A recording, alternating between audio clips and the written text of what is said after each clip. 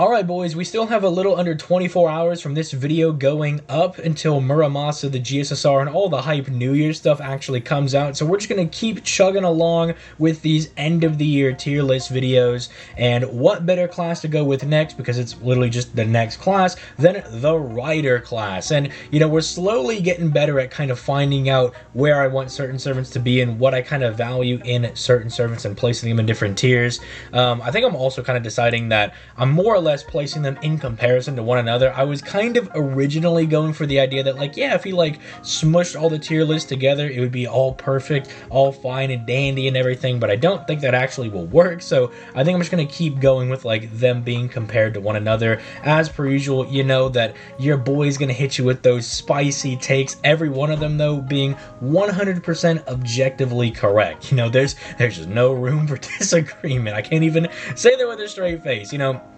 I'm sure we're all going to have our disagreements. We're all going to have different reasonings for why we think certain servants are good and certain servants are mid and certain are bad, but let's at least keep it civil in the comment section down below. But you guys are all generally pretty good about all of that. So before we actually get into this video, if this is your first time on the channel, make sure you leave a like on the video and you subscribe to the channel for that daily FGO content. Also, I do usually stream at 6 p.m. Eastern Standard Time over on my Twitch, and will be doing that on the 1st to do my summons for Muramasa and the GSSR. If you want to catch that live, make sure you go out to my Twitch, which is in the description down below, and catch that at 6 p.m. Eastern Standard Time on January 1st. So with all that being said, all the plugging out of the way, let's start diving into this tier list. Now, we're starting off kind of rough with Iskandar, because Iskandar is one of those servants that I don't think is actually that bad, but I don't think he's quite that good either. He's definitely one of those servants from like the year one-ish type era where he just does really high damage.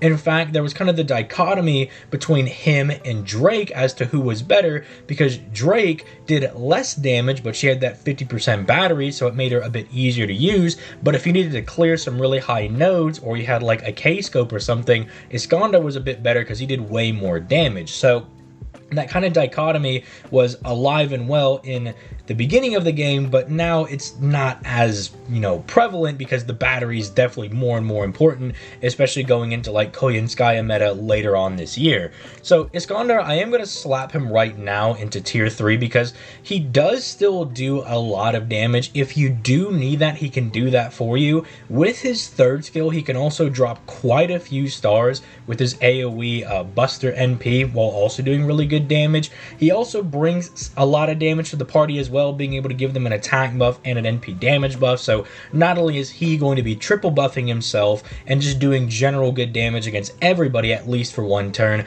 but he's also going to give your allies the ability to try and capitalize on that as well. And so I still think that kind of gives him some usage, right? Just the fact that he does do a lot of damage. He will get better in the future. Obviously, I'm pretty much just going off of like end of 2022, like where are people at right now in NA. So I'm not really taking future buffs into account. I'm just kind of like mentioning things that might come, but he will get a bit better as he starts to get more buffs to, I believe it's his NP damage skill that is getting the buff, and that definitely does make him a lot better, giving crit damage to the party as well, and it also lets him be a bit better. Kintoki Rider, we're not going to play around. That dude is just flat out tier 0. This dude is absolutely nutty broken. Again, how I kind of describe Kintoki Rider is that he's not doing anything really special at all. Like, there's no special damage mod, there's no insane survivability he's doing, like say Coup or something like that. He's just really good at spamming his NP and doing really good damage. The fact that he's a free NP5 means that his damage is going to be rather solid. They gave him a 50% battery and the ability to stack quick buffs on his NP every time he fires it. So this guy is kind of like, I don't know, like year 1 Melusine, right, is kind of like how I like to portray him. He's not like nearly as nutty broken as Melusine is, obviously. Melusine is like a year 6 character. Of course, she's going to be quite a bit better, but he's kind of like almost the prototype version of that, because Melusine is stacking the ability of NP gain on her NP, and that kind of functionally does the same thing for Kintoki Rider, but it also lets him drop stars and stuff as well. So he can do really good crits. He could refund his NP a lot by getting crits on like his quick cards and everything, and it just makes him really, really good.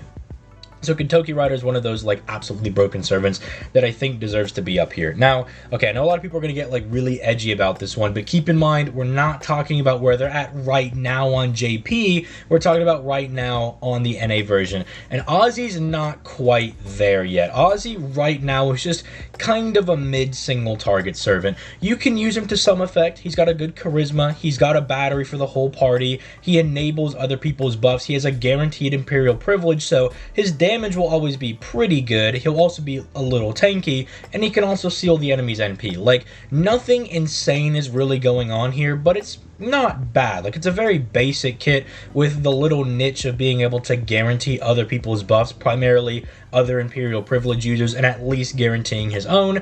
But until he starts to get some of those other like buffs that he's got on the JP version, that's when that dude will like skyrocket up to that tier 0 status, when he just starts like lowering his skill cooldown and just other nutty things like that. He gets really broken in the future. He's just not quite there yet on the NA version of the game. Mordred Rider. So Mordred Rider is pretty much going in like 1.5 for the same reason that Melt Lancer's in 1.5. I think as a looper, they're like tier 0, right? Like, they're absolutely insane. But again, keep in mind that I rate the gacha units at NP1 because you're not guaranteed to ever get another copy of them. You could get your one copy of Mordred Rider, like your boy, and never get another copy for 5 years after that, right? You're never guaranteed to get another copy, or at least with like Kintoki Rider, I can rate him as an NP5 because you're guaranteed to get all 5 of the copies as long as you farm the event. Like Medusa, if you ever summon like in your life, or you do friend point summons, you'll get NP5 Medusa, right? Like, there are servants you can guarantee that you will get NP5 on, right? And so the NP1 for Mordred holds her back a little bit, and I've said this numerous times when I evaluate people like Mordred. She is such a good looper that she will loop 100% of her NP but not kill the enemies, which is bafflingly insane. Like, she is that good at looping her NP that she can not kill anyone but still have 100% of her NP, and that's at NP1. That's from my Mordred's experience being stuck at NP1, and it's really nuts. So it tells me that she's an insane looper. She's also just got a decent kit as well, like the dodge, the guts, the arts buff. Like, she's just got really good stuff that if you wanted to use her in like a challenge quest, for instance, you wanted to use her outside of farming, she's got ways to keep herself alive, not also mentioning that she's an art servant, so she gets the assistance of Castoria, who also is going to keep her alive. So Mordred Rider is just really great. I do like her a lot. Kets. So Kets I'm actually going to bump a little bit into tier 2. I've always kind of seen her as a little bit of a better Ozzy, and then Ozzy slowly gets better than her, because Kets is going to get this buff. I believe it's going to be, I think it should be like sometime this year. But it's a buff to her charisma where she's able to drop, like, I think it's 30 stars whenever she fires her charisma, which is another 21% charisma, like Gilgamesh, by the way. And that makes her a little bit better, but I don't know if it lets her crack into 1.5. She needs, like, those Ozzy style buffs. Like, she needs something, like, that's really going to tip the scales in her direction, because she's already like doing good stuff in conjunction with the star thing she'll get in the future. The charisma is good. It's good damage for herself, but it's, you know, also good damage for the party if you're using other DPS servants. Let's say you're pairing her with like Koya and Skaya. It helps Koya and Skaya's NP do more damage. That might be relevant in some scenarios, right? You might need that little bit of extra damage to squeak by and win. The fact that she can like target, like on a target, give somebody a guts and a buster buff doesn't mean that like she has to use it for herself. Sure, it can contribute to her own survivability and she can double buff herself, but it also means that, I don't know, maybe you need the Koya and Skaya that you're pairing her with to actually do a bit more damage, or your Merlin is about to die and you need to toss him the guts to keep him around so he doesn't die, so you can finish out the mission. Like, it gives her a lot of utility on top of the fact that she's got like a good battery. She could do good crit damage, at least for a turn. I would like to see those, like the star weight and everything, bumped up to 3 turns, but I think she's got like a very, very solid kit right now as is. I do prefer Kets more as like this decent utility type rider that's a single target over what Ozzy is right now, is more of like the niche buffer guy who's a little more of like maybe a safe option to go with. I do prefer Kets a little bit more, enough that I would actually knock her up a tier. And you know, it also helps that she's cute, although that, I'm joking, that doesn't give her any extra points, all right? Like, I'm joking. I've definitely knocked a lot of servants that I really like into lower tiers in some of the other tier lists, even though their, wifey servants, or I think they're servants that I think are really cool. I mean, if I was going off of that, Iskandar would be like tier 0. I love that dude. It's Iskandar. Who doesn't like him? But yeah, tier 2 I think is pretty good for her. So I'm gonna just do this actually. Where's Blackbeard? Because essentially I just kind of see Columbus as like the better version of Blackbeard. He's just got like, they have a very similar kit. It's just that like Columbus has the battery, which makes him a bit better. They're both like kind of mid-ish. Like Blackbeard is funny because of his guts meme, right? The fact that you can, kind of spam that all day, every day, that's kind of funny. But it's like Columbus is just like a little more power crept version of him. He's a 3-star, so his stats are a little bit better too. It's like slightly more power crept, right? Like slightly bigger stats. It's whatever. I don't really think I need to go like 10 minutes into being like, oh, Columbus is going in tier 3. It's like he's just got Blackbeard's kit, except he has a battery, right? Basically. Maid Alter. So I actually think Maid Alter is really insane, but keep in mind that while I will mention that she becomes really insane with Skadi, I try not to give them like too much like evaluation based on what the supports can do for them. I try to like look at their kit and then also be like, well, what can the supports help them do? That's also why Skahawk ended in 1.5, because if I was taking the Skahawks and their Skadi supports fully into account, then by all means she could be tier 0, but a lot of other servants could also rise to that tier as well if we're just going off of how good the supports are and not how good the servant is, right? And in Maid Alter's case, very similar to Skahawk, she can do ridiculous amounts of damage. The ability for her to like basically double buff her quick buff on herself allows her to not only like refund a decent bit of her NP back with quick crits because she has such a massive quick buff, but it also lets her do insane amounts of damage that she's really, really famous for. She'll also get a buff in the future as well that I think helps her out a little bit, but it's not super insane for her, which is also why there wasn't a whole lot of chatter about her when she got that buff. But she's very similar and like kind of in the same league as someone like Skahawk, although I do like her charisma because her charisma gives like the attack buff and the quick buff. I think that's really cool. That's a little extra thing I think that she's kind of got going for her, but essentially, most of the stuff that I said for Skahawk can be applied to someone like Maid Alter, right? Where like they can do like ridiculous amounts of damage, although she can lose a lot of steam because the quick things is like hit based or something like that. Like you can use it very quickly, and so she could kind of run out of steam. Obviously, someone like Skadi does help her out a lot in reclaiming that steam and helping her stay a bit more consistent, but without like fully relying on Skadi and being like, well, Skadi's such a good unit, she could take this 1.5 and make him a tier 0. I'd rather focus on Maid Alter, and Maid Alter is very similar to someone like Skadi in that respect, where they're really, really good on their own, and like if you need somebody to just absolutely chunk an enemy into like the 4th dimension, she can do that for you.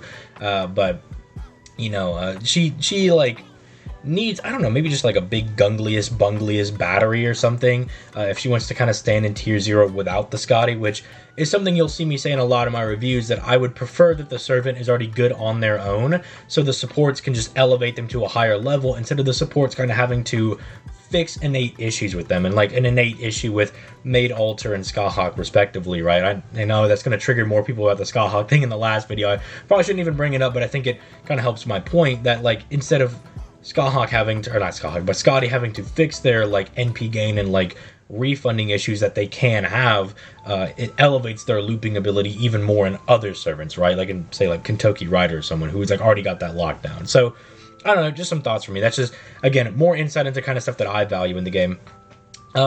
Ishtar I think is fine. You can use her as a looper, as someone that did not have their own Skadi and still does not have their own Skadi on the NA version. I have done a lot of testing with farming with the this Rider Ishtar with like a 1 Skadi like Paracelsus waiver type thing. You can still get it done, so I imagine it's also plausible to do with double Skadi as well, if you can do it with my jank setups as well. The fact that she gives herself like NP gain, is able to like give the entire party like the quick buffs and everything, is also really nice. She's got good survivability. Free NP5 means she can do good damage. She's kind of just like the free-to-play version of Achilles, who I'll also just kind of slap in here as well. Even though I think I call her like the free-to-play version of Achilles, I think they're relative enough. Achilles does have a little bit more going for him because he has the battery, I believe, is the one thing that he has that she doesn't have. I think other than that, they pretty much both have like the NP gain, the quick buff, even like the invincibilities and everything. Like everything else is like pretty much the same about them. It's just like Achilles has the battery, I believe. that I think gives him a little bit of the edge. But yeah, they're pretty similar in that aspect. I don't think I need to spend too much time on that. Ivan, I really want to put Ivan in tier 2, because Ivan I really do like. I think he's one of those servants that is kind of undersold a lot. I think definitely when he gets his buff, he shoots up to like 1.5. Like once he gets his buffs, Ivan's kind of insane, and I think I'm going to actually go ahead and stick him up here.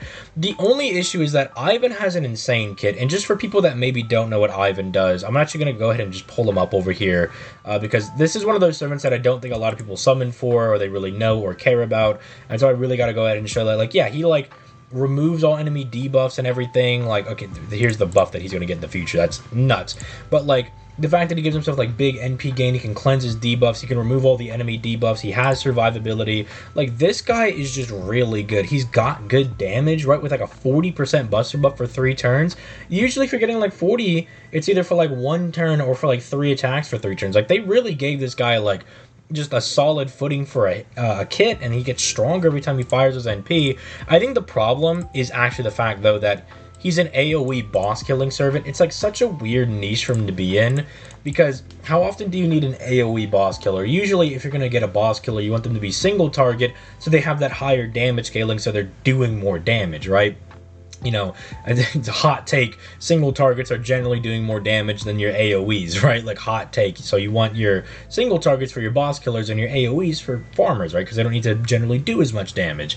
But it's just really weird. It's kind of, like, unfortunate. It's kind of why I always struggle with Ivan, because his kid is always, like, so nutty, and I can always sing his praises, but he's in such a weird position, right? Even after his buff, that, like, yeah, I think you could argue he's, like, a 1.5 tier character, but he's just, I don't know, it's so weird being the boss killer that's an AoE. It's like, so you exist to, like, take out the bosses that also have, like, kind of big goons around them as a buster servant. It's like, it can get a little bit weird, but I definitely think that his kit is good enough, and that he is one of those servants that I'm like, oh, you have Ivan? You should level him up, because he can be really good in a lot of these harder encounters, right? Because he's got a very, very strong kit. Mandricardo, not Mandricardo. I can't believe I should hang up my hat right now. I'm just gonna call him Oryu. You know what? I don't even have. You can't even call him his name after calling him Mandricardo. I'll just call it Oryu. Oryu and Mandricardo the Faker. I'm gonna have to put him in the Donish tier, because just in the grand scheme of riders, they're kind of like a support DPS rider, but they don't really give enough to really function as that support role, right? They're just really not quite good enough for stuff like that.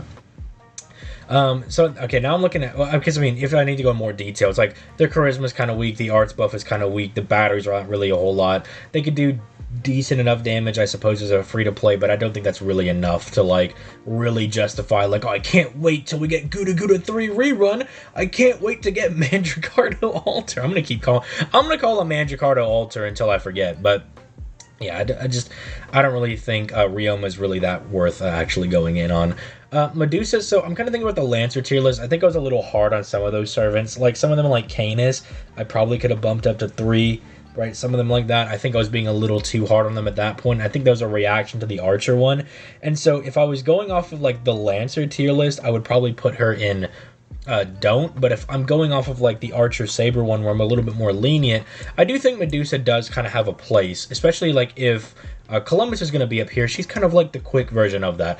Does Medusa really do a whole lot of good stuff? Not particularly, right? But you can get some value out of her. And, like, if you're a newer player, or you're just someone that wants to use cute servants, you can use her as, like, one of your wave clearers for clearing doors, for, like, QP farming and stuff, because she does have that battery that you can use with, you know, your start of charge CEs and stuff to, like, get her across the finish line, right? It is definitely very helpful. Like, the crit star dropper and all that other stuff is generally not going to come up. Yeah, she gets a decent attack buff, but that at least just lets her kill the doors, right? Like, she has a purpose, right? So I'm willing to kind of bump her up into tier 3, right? Because Columbus, I also don't think has, like, much, like, too much of a purpose, but I just think he's better than Blackbeard, right? I think you can use him a bit more than you can use him, and so same thing for Medusa over there. So I'm going to be a little nice and go ahead and put her in tier 3. Red Hare I also think is pretty solid. And the only thing that I don't like are some of his buffs are a little odd. I like the general idea of them being like 3-turn buffs that last for 5 turns, so it's like you really can't waste them. And some of them are like pretty solid, like the quick buff being 30%, I'm like, yeah, that makes sense. And, you know, my man, I believe he has, it's Pierce invincibility and invincibility. Let me double check that one before literal Gudako actually comes and kills me because I'm making fun of her her grailed red hair. Okay, it's the dodge plus the Pierce invincibility, but I think that's good.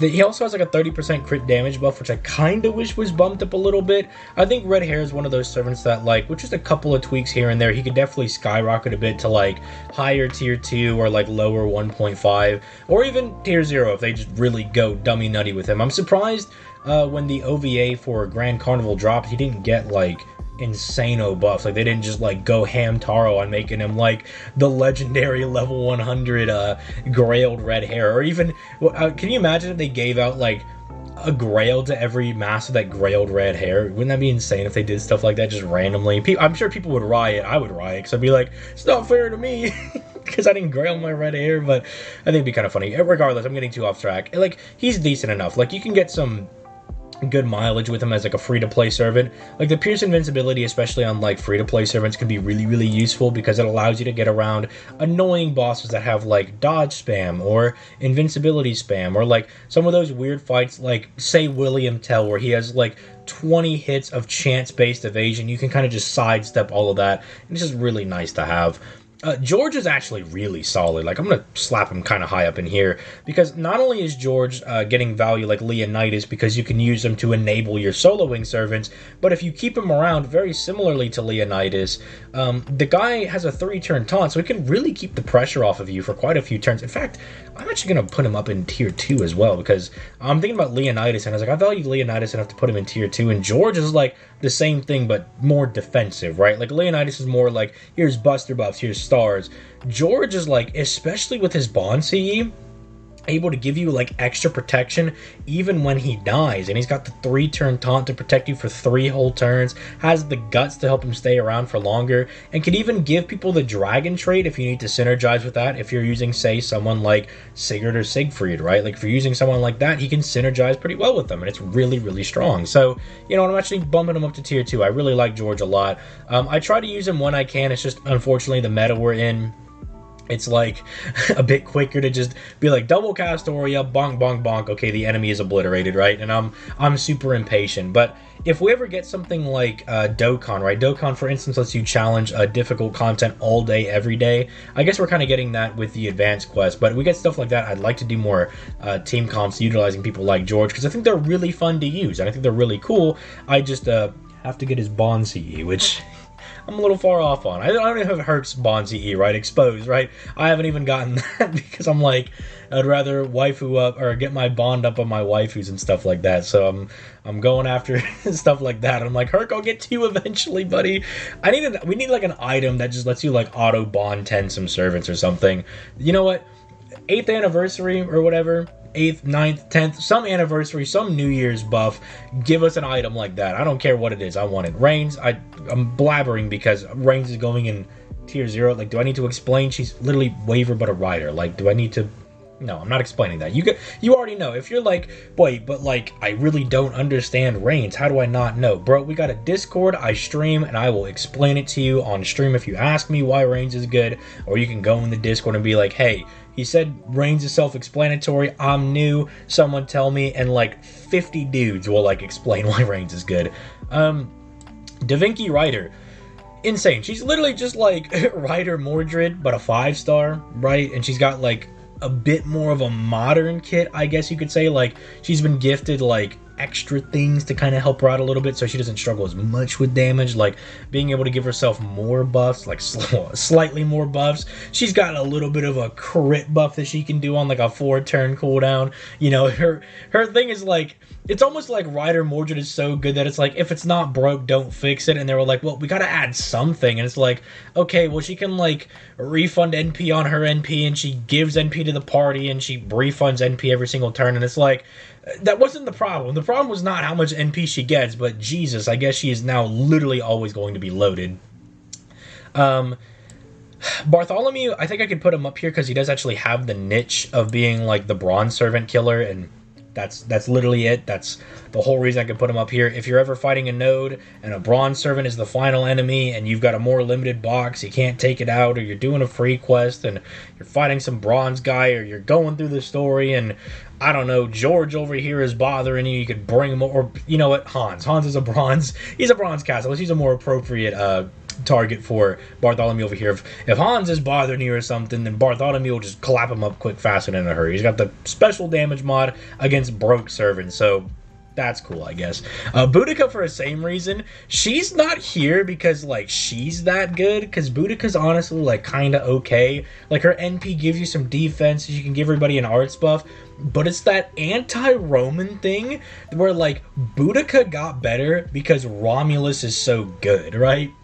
If you don't know, Romulus is like a really broken lancer that has the ability to give the enemies the Roman trait, and Boudica has the ability to give the entire party a Roman special damage mod, and so Boudica's kind of just worth leveling on the off chance that you ever use Romulus. If you've pulled Romulus, your Boudica should be leveled, right? Because you could start doing really fun things, right? Just go to a node where, like, someone has special damage mod against something, right? Like a demonic, like, node for, like, Ibuki, or dragons for, like, Siegfried, something like that. Make them all Romans with Roma, then give your whole party the Roman special damage mod, and watch that dude cook, okay? Because they're going to absolutely cook everybody there with, like, a million bajillion damage. Carmilla Rider. Actually, I'm going to put both of these two kind of in this... Well, actually, I was going to group them together, but I actually do like Murasaki's more, like, lockdown style of play a bit better than Carmilla's, because Carmilla's kind of got, like, the same lockdown style of play that she wants to do. I'm going to put them actually right under each other just because it's cute. Why not? They got, like, the same style of play of, like, kind of trying to lock down the opponent, but Murasaki's working a little bit better because she's, like, actually a single target. And again, kind of the same problem that, like, Ivan is having, where, like, she's a bit more fitted to taking on some of these bosses. She's also arts, so she has a bit of an easier time refunding her NP, whereas Carmilla, despite being an AoE quick servant, can kind of struggle to loop her NP. In fact, really shouldn't be used as much of a looper at all. But it did show everybody that Carmilla is really hot, so I guess that has to amount for something. Her gameplay style can still be decent enough if you want to take her out for a spin. Car joke. Okay, sorry, I'll stop. I'll stop before someone's like, all right, he said take her out for a spin and she's the car lady. I'm never watching ZTL ever again. But she can still, like, be semi-effective, but she's just nowhere near, like, as good as Murasaki in my experiences. Murasaki actually is a bit more built to taking on bosses than Carmilla is, if that makes sense, as a single target. Ushiwakamaru, I don't even care, bro. I don't even care. Is Ushi's kit basic? Yeah. Is it pretty good? Yeah, right? Like, it's insane, right?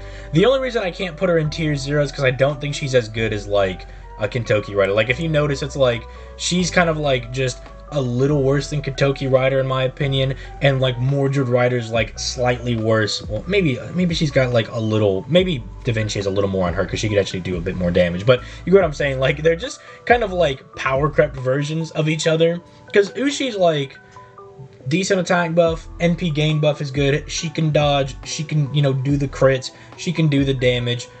What more do you want? Like, she's very straightforward. She's very similar to Kintoki in that, like, she's just doing one simple job, and she's really good at doing that job. It's just, she doesn't have the 50% battery that Kintoki has, because, you know, they're being really mean to Ushi, and they're bullying her, and I don't like that. They should give her a 50% battery as well, and then, you know, all is good.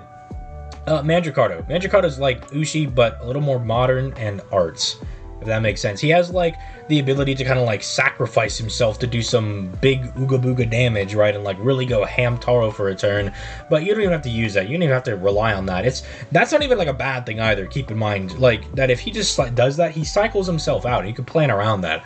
Like, you can plan around, like, Mandricardo going in, beating somebody up, then sacking himself, you know, messing up the enemy, and then you cycle in, like, your other buffer or something. Like, if you want to be 5-head about it, you can actually... excuse me, you can use that to cycle your people out without using, like, plug suit or anything, right, which is really cool. But in all reality, he's kind of just like the arts equivalent to what Ushi is trying to do, right? Very straightforward, just smack, smack, smack, you know, try to loot bar NP as much as possible, get some crits in there while we're at it. Bada boom, bada bing, you've got Arts Ushi and also a dude. Europa. Europa I actually think is pretty good. Europa's pretty much, I think, I actually might want to bump her up to 1.5, because I do think Europa's really good. Again, let me go ahead and break her out. Let me show everybody, because she's one of those servants that I don't know if people actually really know what she's doing, but she's got, like, basically everything you would want a servant to have. Like, she's got, like, the Buster buff that's really good, especially with her NP. She's got the battery. She's got survivability. Like, Europa's just doing a lot of, like, really good stuff. Like, look at this. It's literally the coup dodge skill, but its invincibility is not tied to any turns at all whatsoever, plus debuff resistance that she's basically going to be immune to debuffs for, like, 3 turns, because she's got that little bit of an extra kick from her passive. The Buster buff right here is really strong because of her, the overcharge here. That basically means anytime she fires her NP, she's effectively got a 50% Buster buff if this is up. 30% gauge means you can even use her for farming if you really need to use her for that. You might have to dip into like having a K-scope or using a pen skills or having Koyanskaya clear wave 1, yada yada yada, but you can still use her for that if you really need her.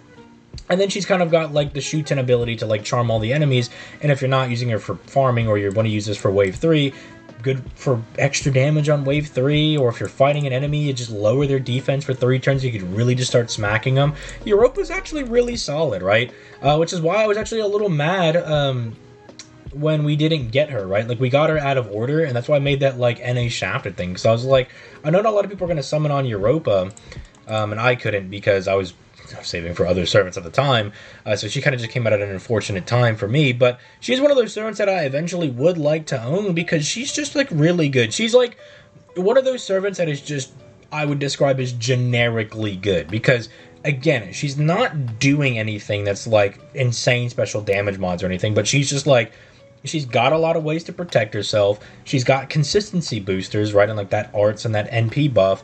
She's got ways to like kind of attack the enemy and debuff them, and she can do okay damage, right? Like she's just kind of got a lot of good stuff going for her. Same thing with like Odysseus. Odysseus is like essentially like the arts version of Europa with things shifted around a little bit, right? Instead of like Buster and arts, he's doing arts and quick, and instead of like 3 turns of invincibility, he's taunting the other members of the party to keep himself safe.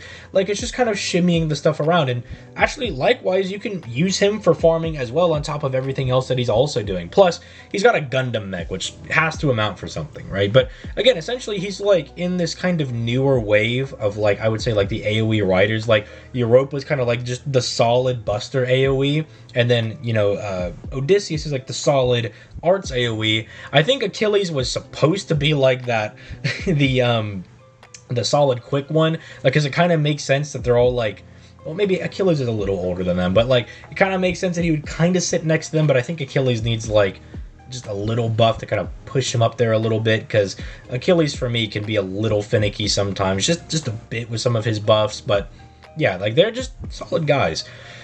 I want to put Alexander in don't, but he does technically have like a use as kind of being a buffer, right? He's like, I can give you a quick buff and an attack buff, but I don't know, realistically, I don't think that's enough. Like, if I almost, as the meme, called him Mandricardo Alter again, oh my lord. If Ryoma can't get a spot, because he's kind of like the pseudo arts buffer guy, then I'm not going to give a spot to Alexander either. Marie, I kind of want to give her a spot, because you can kind of use her as like a stall servant. I don't think that has a lot of viability. Like, it's not like super great, because she's like, oh yeah, I could get like really thick with like the 3 invincibilities and whatnot. But I'm like, yeah, Marie, like, you want to be a stall servant, but I don't know. Give her a buff and then we'll talk. How about that? Give Marie a buff and then we'll talk about her like being a more effective stall servant. Nemo, I really want to put in 0, but I think I'm going to hold back just a bit, because he does have some RNG to him. If you've never used Nemo before, this guy's got like 80 different like showings for how good he can be. It's like, it just depends on like who and where you're fighting. I think consistently, even without any of those buffs, he's still really strong. Like, he can still do some pretty solid damage as a single target arts rider. He can still do big boom boom damage.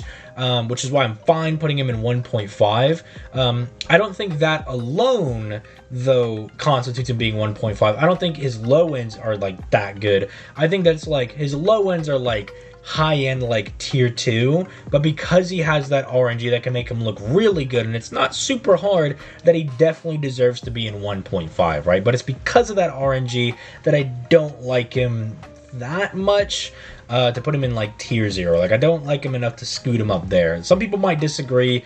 Nemo tends to be one of those servants where people kind of get into disagreements on because it depends on whether you like the fact that he's got a lot of variables to him. And my kind of logic is that, like, well, his ground floor with none of those is still like high-end tier 2. You give him any of those, he should be like 1.5. Like, that's kind of my logic with it. Martha, okay. Well, these guys kind of have weird niches as like buffers. Martha actually has like this weird niche as like kind of a healer with the ability to just like yeet debuffs on one of her skills.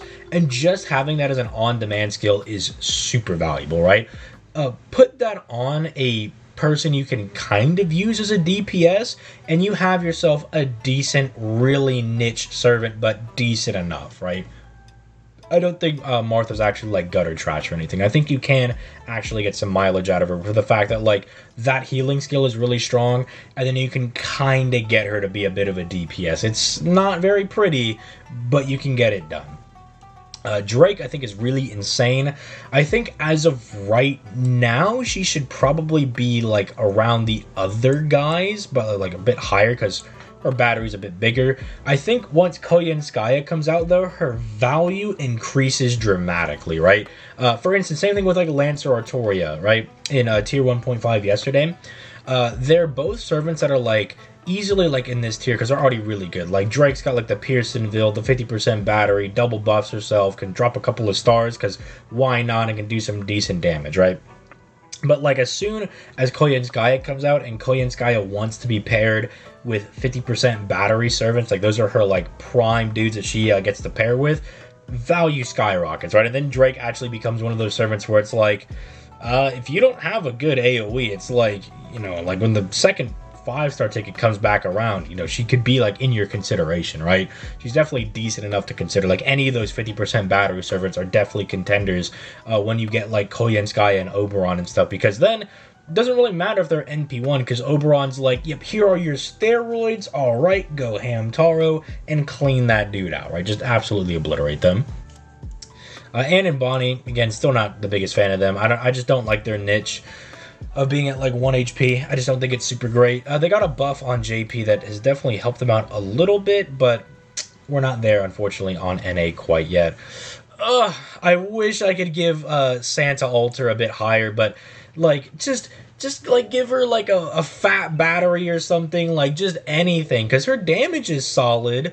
And then like, I don't know, give her like a battery to help her out, and I don't know, a crit buff, that might be too much to ask for, but just help her out, alright? Just give her some more goodies. You know, she's Santa, she deserves to have goodies. I was expecting us to get a Halloween-style rerun event where they, like, brought back all of the different events, but we didn't get that, because last time they did that, they brought all the Halloween servants back and they gave them all buffs, which was insane.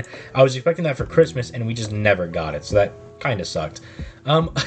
Okay, I know Astolfo's not super great, but he does have value in the fact that he's just got a 50% battery, right? He's kind of like Medusa on crack. Like, these two are just like, hey, do you need someone in your, like, starter box to beat up doors or, like, random, like, caster guys as you're going through story? Yeah, they're good for that. Like, Astolfo can give you some good damage, like, good enough, right, with a 50% battery. Same thing with, like, Medusa being, like, a wave 1 clear or something. Like, the 50% battery has to amount to something. But outside of that, Astolfo's not super great. And then Maeve is nuts. I kind of want to crank Maeve up into tier 0, but I think she's missing one of her key buffs that she gets. I think it's around Lost Belt 6. Somebody will correct me. But Maeve goes from like just being an anti-male Gunglius Bunglius, right? Just like a big Bingus servant, to like unironically like kind of a pseudo support as well. Like, she gets really good. Like, Maeve gets really good. Like, she gets the same glow up that, like, Ozymandias gets. Although Ozzy's glow up is a little bit better, because Ozzy's kit originally is like, I can give people the buffs, and then Ozzy just becomes, like, big Giga Chad after that, right? He's like, and then I can, like, lower cooldowns and give everybody the sunlight and give all these big buffs everywhere and just crit people into oblivion and all these other things. He just does everything. Maeve kind of becomes the same thing, right? So I think for now I'm going to stick her in 1.5, but once she gets those buffs, and I believe they come out around Lost Belt 6. Again, somebody can correct me for that.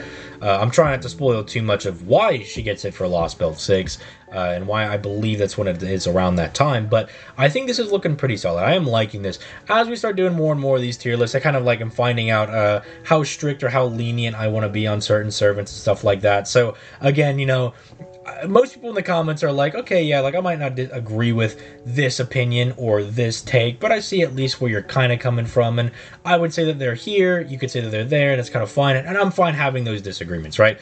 We don't all have to agree on like the list and everything. In fact, I really just like doing these videos because I like talking about FGO. I like doing these more discussionary videos. They're really, really fun for me to do.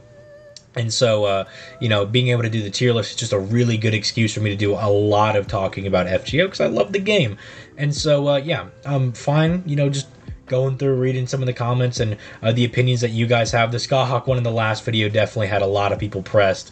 And if I reply to your comment, please don't ever think that I'm, like, coming at you with hostility. Like, I'm not gonna be hostile to you over a mobile game, right? Like, it's not that serious. Like, I might be a little sarcastic and sometimes a little hard to read. I want to at least make that known, because I don't want someone to be like, dude, ZTL was being a big jerk to me. Like, he was being really mean, and I was like, no, I was being sarcastic, because I like to, you know, I like to have a little bit of a goof sometimes, you know, a little bit of a gaff, a little bit of a laugh. So, yeah, I think it's fine. If you want to drop a negative comment, though, you know, you're perfectly fine. If you want to be like, this is the worst tier list I've ever seen, it's so bad that I never want to play FGO ever again, then that's a feat for me, I guess. I got someone to quit playing the game because they thought my opinions were so bad. But yeah, we still have Assassin, Caster, Zerk, and Extra to go.